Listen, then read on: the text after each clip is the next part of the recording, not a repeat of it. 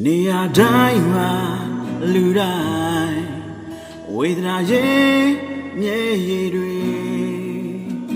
အလွေတွေကိုသာ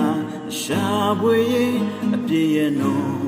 နေမို့လားယုံထွက်မရတော့တဲ့ချိန်အပြည့်မှာကိမဲ့သူအမောင်ကိုလူမြောက်ချင်ပြီးဘယ်သူပေးမလဲ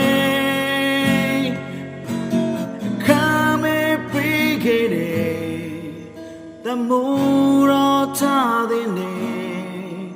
ပြန်လေးပေးစလို့မရနိုင်တဲ့